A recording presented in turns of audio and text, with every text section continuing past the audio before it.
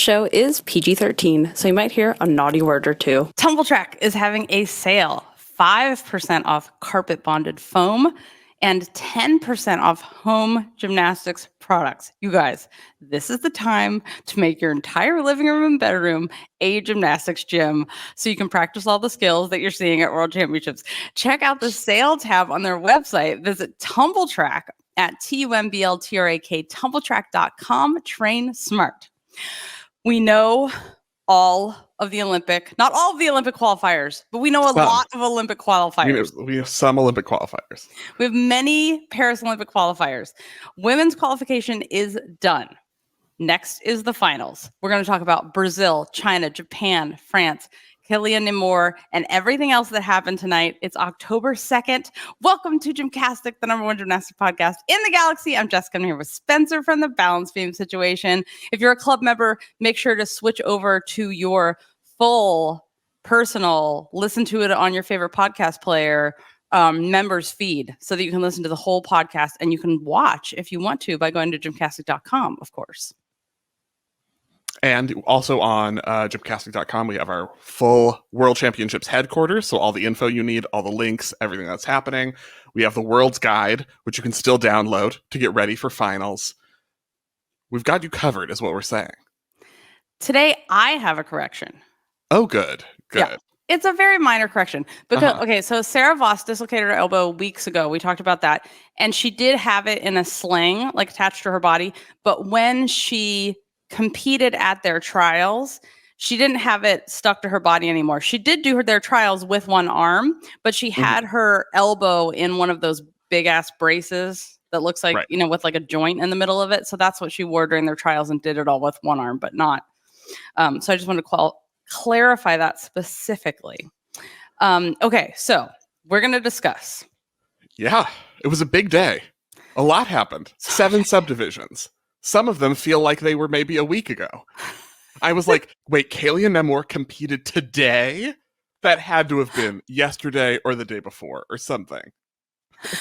It was so dramatic. Today was so dramatic. It was not one of those days, except Nemour's bars, where everything just went fine and smoothly. It was not a smooth day, except unless you're China, in which case they were like, actually, the Chinese women looked at the Chinese men and were like, hey, buddies, you could actually go to qualification and like have your best meet in like 5 years. You could do that too. That's an option. Excuse us, gentlemen. We're going to not embarrass ourselves. You're welcome. Okay. Oh my God. Okay. So let's talk first about who qualified. Yeah. So we have our to the Olympics, obviously. Olympic team qualifiers. So we already knew US, Great Britain, Canada for the women. China qualified Brazil, Italy, Netherlands, France, Japan. The teams we expected to, they all did. Yeah. Australia qualified. Australia is back. The women. Rome. Yes. Yeah, the women qualified. The men didn't try to qualify because they didn't put up enough routines on all the events. Even though when we asked them, they said, our first priority per the selection is to qualify to the Olympics, a team.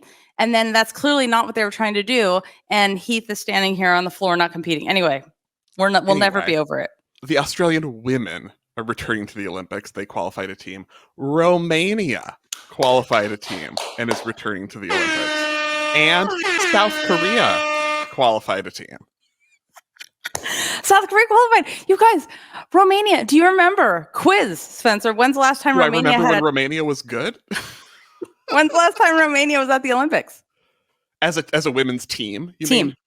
When they won a medal in 2012. 2012. This is the first time they've been back as a team since 2012, you guys. It's a big deal. Romania's back, by the way. It's very exciting. And bars might be their best event.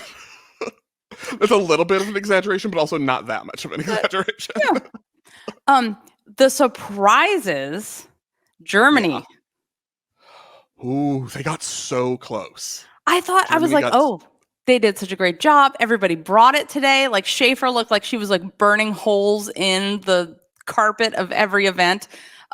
They were just so on fire. Aleah Quas, who got hurt in the warm-ups for podium training, couldn't do their podium training. And then basically like did a whole bunch of rehab, did her routines yesterday to show that she could compete, was back and competed for them today. I was like, everything's going right. She's like the hero of the team. She came back, and Sarah Voss competing with one arm, and there's Schaefer. It's going to be, and then they didn't qualify. I know they didn't qualify. They came very close. They missed it by like a 10th, but they also did as well as they could have ever possibly imagined that they could do in this competition with how injured that team was. Without Seitz, without Malevsky, without like everybody. Everyone hit as well as they could, especially Paulina Schaefer's beam, which was, I think, the number one moment of the competition across the subdivisions today. It was one of her very best beam routines she's ever done. Then, at least on the beam. Then she had a little hop on the dismount, but she was right on. Yes. Super crisp. Everything was like, yes. It was not only extended, because it's always extended, it's always pretty, but it was on too. Nary a wobble in sight. It was a fantastic routine. Exquisite, says Kristen. I totally agree with that. I mean, and then we'll talk about China later. The other one that I'm like killing me. I mean, I know they can qualify a few individuals, but Mexico. I know. They had a beam, Jessica. I know. It was beam.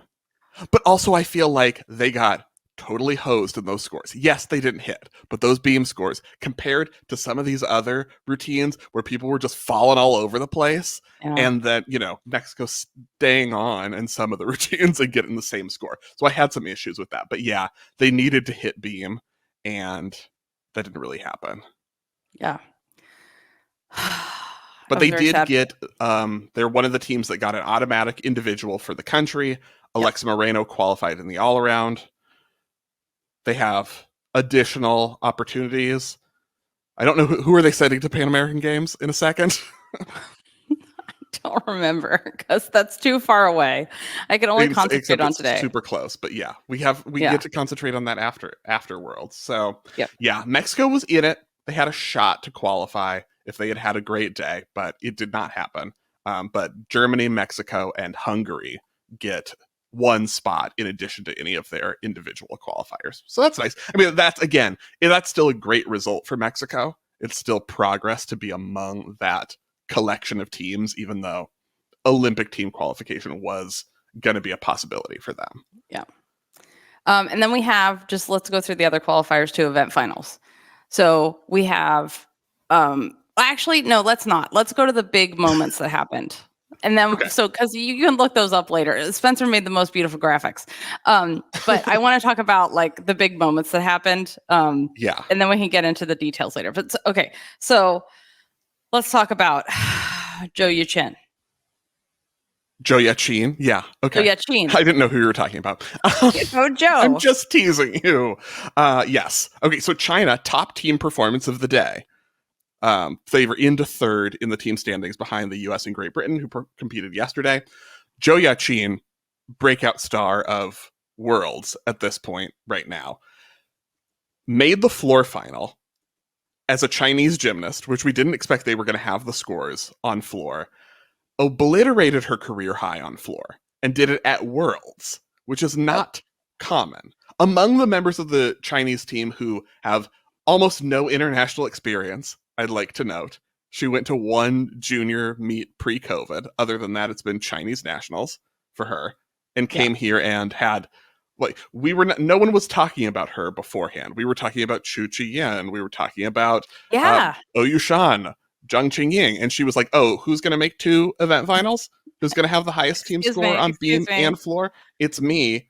And that was very exciting. I loved watching her floor. It was so crisp. Mm-hmm. The landings were so comfortable. She wasn't, pushing for any difficulty that was too taxing for her. But it was also, what I liked watching about her floor routine was that I felt like the floor routines that have been rewarded have been trending in a certain stylistic direction where it's very frenetic. Yes. Like in a kind of a Gadarova or a Listunova kind of way, which it's fun, and those have been rewarded, but it's not like the only thing you could do. And I feel like Zhou's routine is basically the opposite of that. It's like, it's slow paced, it's contemplative, It's not just like running around doing everything kind of almost going off the rails. And I was really pleased to see that was rewarded in the same way. Yep. I feel like watching her beam, I was like, this beam routine, I don't even need to know what happens at the dismount because she's making finals.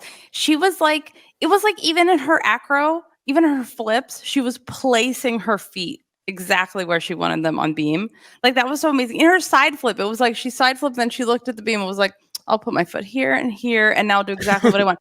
It was just so, crisp is another way. Like I think you could describe her beam too. It was just light, and it was like engineering of the beam. So exact. I really enjoyed her. Also, China was just like I feel like the theme of Japan's day was we are not fucking falling. But when it came to China, they were just like, oh, we're living our best life. We're going to do our best gymnastics. Because like, how many times should Japan have fallen today? But instead, they like ran backwards, defied gravity, matrixed, and like stood up and were like, I'm not falling dismount. I'm not falling on floor.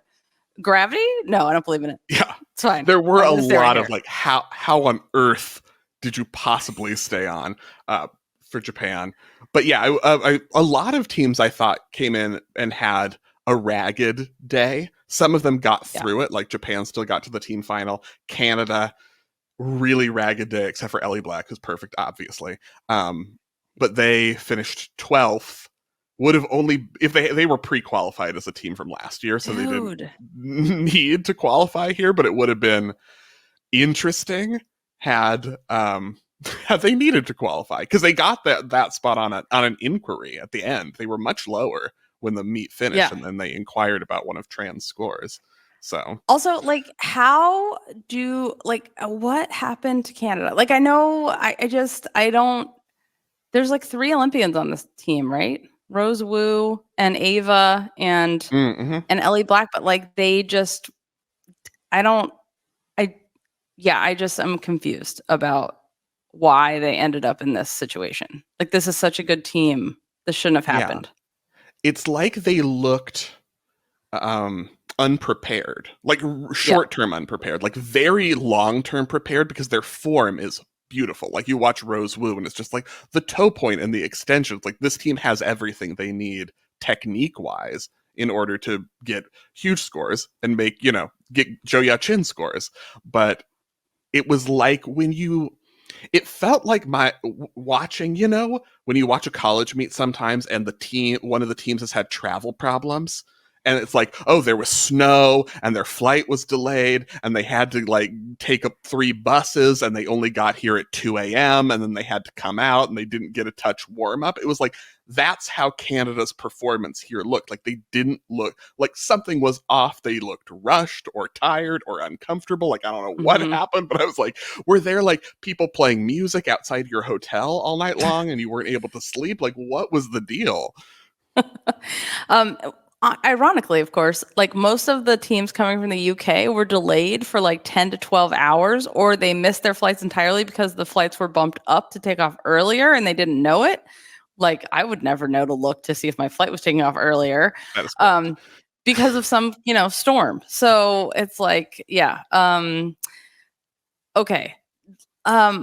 Schaefer, we talked about Schaefer. We've talked about Schaefer, she was, but I will talk about her more. But it was fantastic. Yes. Yeah. And I'm glad that she got an individual Olympic qualification spot for herself through the all-around. So she's set for the Olympics. Germany has one other so far Olympic spot that they can assign to anyone. That could be an Elizabeth Seitz spot if she's able to come back in time for the Olympics, or ideally, Seitz is able to come back in time for the World Cup circuit. She gets a spot on for uneven bars, and then Schaefer already has her spot, and then Sarah Voss can get Germany's other spot, and they can send 3 Olympians. Don't worry, Germany, I've already planned it out for you. I've mapped it out. You don't have to do any of the work, because I've already thought about it, and I've already made a strategy, and this is what's going to happen. One thing before we move on is I just want to talk about Patrick Keen's interview about Romania and what he said they had changed. And like, I asked, like, how did you guys go from no team to having a full team here? And like, what's changed? The team vibe looks different. Like, they look happier. It looks good. And he said, empowerment, communication, and fun. If you're working 30 hours a week, you need to have fun, which is how I like to live my life. Even if we're working out 30 hours a week? That sounds horrible. No, absolutely not. But yeah, I just feel like I just feel like you could see that in the team like vibe and their energy. And I'm like super stoked that Romania's back. Mm-hmm. Okay, another thing I want to talk about. Does my internet keep going out still? Okay. But we can hear you, so it's fine. But Okay. one thing I want to talk Sometimes about this with happens Romania, when we're live, you guys. Yeah, is that they were able to qualify even though they did not have a score from their best vaulter, Voinea, because we have to talk about happened? That. I want to talk. Okay. What was this? Right. So what happened was, she runs down the vault runway, balks, doesn't vault. It looked to us like she still touched the board, which if you touch the board or the vault, that counts as a 0. Right. But when the score thingy, whatchamajiggy changed, it said DNF or DNV or whatever it says, like did not vault. Did not start. There's like a thing that comes up. Did not start. Yeah. That's it. Didn't. I don't know what DNF would stand for, but that did not finish. But there was also a thing that she didn't start. Yeah, there we go. So effectively, the judges, I feel like the judges are much, much nicer about this kind of stuff than in the olden days where they're just like, Olympic finals, you're going to get a medal, you're out of here. They did not penalize her, or we didn't see it well, and she actually didn't touch the board. And so she could have vaulted again. But I guess she didn't realize that she could have vaulted again. Because so weird. Right. Did not start. That means she could have gone. Yeah.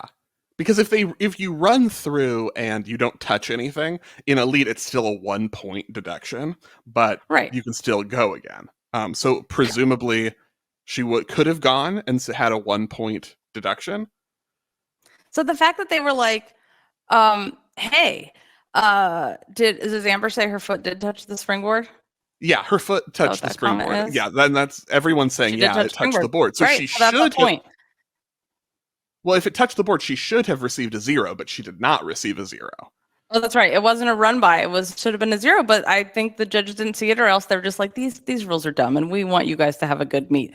So yeah, they qualified without her doing what she could have done, or it's nuts. Like, I guess there's like a different coaching. The thing in Romania is still a little weird. Like, she has different coaches, and then the whole team has other coaches, and like, I don't know why her coach or someone didn't tell her to go again, or maybe then the 30 seconds had been up or whatever. But memorize the rules, kids. This is how Sana Wavers has 100 different versions of her beam routine. Or ask the judges. I mean, on men's pommel horse, they're having like whole conversations with the judges about whether they did a dismount. They're they're going to coffee together with the judges during the meet. Ask the judges. Am I getting a 0? Can I go again? Right. You're not penalized for talking to them. Like, if you... What I'm going to add is that our discussion about asking the judges whether it was a 0 or not. It is a 3/10 deduction for a gymnast to talk to the judges during the competition, which is very stupid, and we should get rid of that.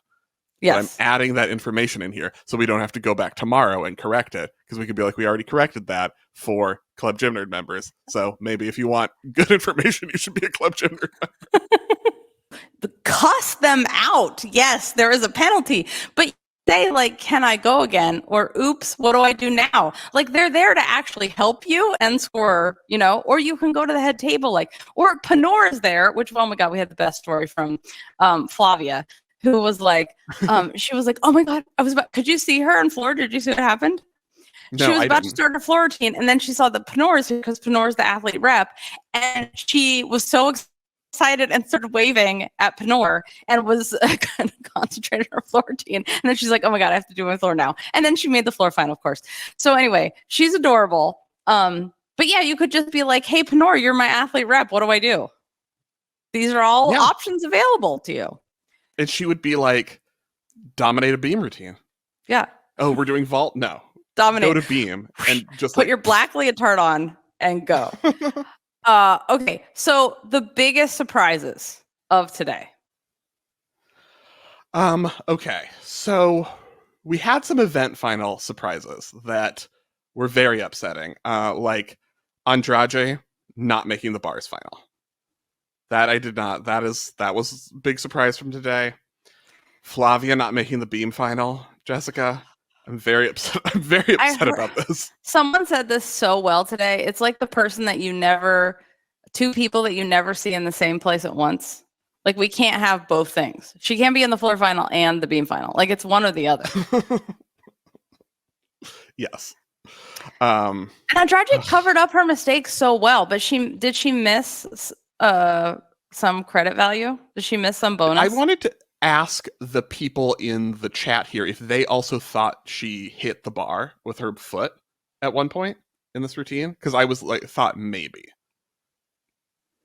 In addition to having to like do an extra cast and, you know, improvise a little bit in that routine, I thought maybe there was hitting the low bar with her foot happened in there as too. I feel like I watched it again in the replay and I didn't see it, but yeah. Okay, so Vavers didn't make team final. I told her she had 10 seconds left. Why didn't she add her shit in there? Dude, the whole point of being for the Netherlands is to improvise at the end of your routine. The people in the comments are saying she didn't hit her foot. I was just hallucinating, which is completely believable because the lack of sleep, you guys, over the last 3 days, like, Lord knows what I'm going to say for the rest of this show. Yeah, some people thought she hit initially, but then said she didn't. Yeah, so Vavers, I thought she totally would. Okay. We have so much more to talk about because we have to talk about Brazil in depth, and we have to talk Andrade in depth, and Melanie. And Melanie in depth. And there's so much I have to say about the French team because, my God, the French team, it looks like they're doing their own documentary on because I could see like their own staff down there. And I was like, oh my God, this is going to be the greatest gymnastics documentary ever because the French team is just straight comedy and I'm obsessed with them. But this is where we say goodbye to some and we continue the conversation for our Club Gym Nerd members who support us. They're the ones that sends us here. They're the ones that we're giving away an entire commissioned episode to whole hour and a half. You can make Spencer talk about leotards or whatever you want. You can make me talk about data and numbers if you want to for an hour and a half. Nobody wants that. As long as it's tangentially gymnastics related. And we're giving that away to active Club Gym Nerd members. And it's a random draw. So you just have to be active. And then we'll pick a winner. So we'll be back tomorrow for the first medal winners. Tomorrow's the men's all-around final. So we will talk about men the whole episode tomorrow. Okay, but first, I have to tell you, I have been waiting for someone to do this because it almost happened so many times at this meet, and then it finally happened. Okay, but the worst thing is that happened to the worst possible person to happen to.